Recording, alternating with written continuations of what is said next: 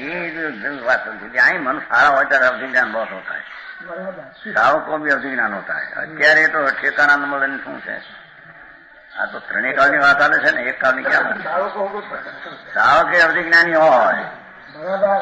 मनुष्य हाँ अनुसार में त्रण ज्ञान जाति समण हो अवधि ज्ञान हो अत्यारे तो ओछું થઈ ગયું साव હોય પાંચમા મહિનો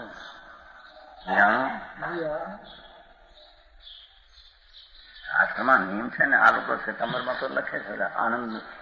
ને સંસાર આવતે અવધિ જ્ઞાન થઈ હતું વળી નાનું મોટું આવડું ન હોય એ બધી ભૂલ વાંચું છું હોય છે અવધિ જ્ઞાન પંચમ ગુણસ્થાનમાં સાવકને દ્રષ્ટાસમાં ભરત ચક્રવર્તી નહોતું ભરત ચક્રવર્તી ને અવધિ જ્ઞાન મતિ સૂત્ર ને અવધિ જ્ઞાન આગ હો ગુણસ્થાન પ્રમાણ નિર્મળ હોય છે શું છે તીન જ્ઞાન શાસ્ત્રની કમીને લઈને ચારિત્ર વિશે નથી જ્ઞાનનો વિકાસ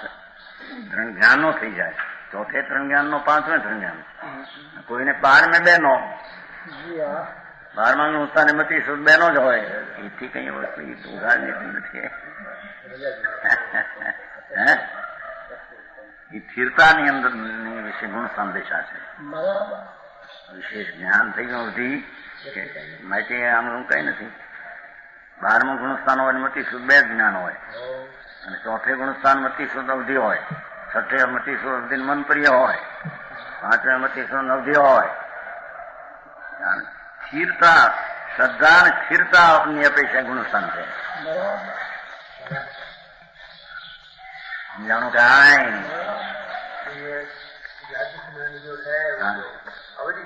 ना मति ज्ञान का भाग है लेकिन मति ज्ञान का धारणा का भाग है अवधि ज्ञान दूसरा अवधि ज्ञान में तो प्रत्यक्ष दिखने में आवे जाति प्रत्यक्ष दिखने में ना आवे जितना पूर्व धारणा हुई है उसके में कहीं कितनी स्मृति आवे कितनी बुद्धि कहीं आवे है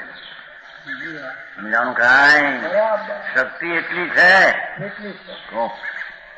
પેલો ભરત ચક્રવર્તી 1000 પીડ્યો ત્રણ જ્ઞાન સમાજથી ત્યાં મતિ સ્રોત ને અવધિ છે આત્માની તાકાત છે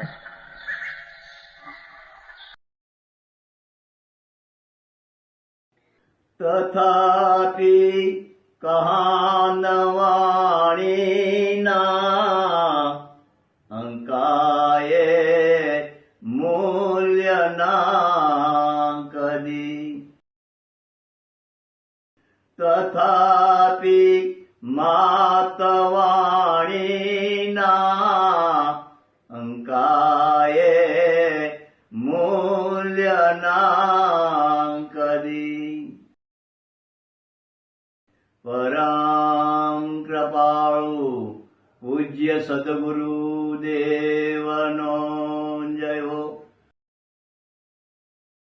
પ્રસામૂર્તિ પૂજ્ય ભગવતી માતનો જયો જીનવાણી માતનો જયો પરમિત્રા દિગંબર જૈન ધર્મનો જયો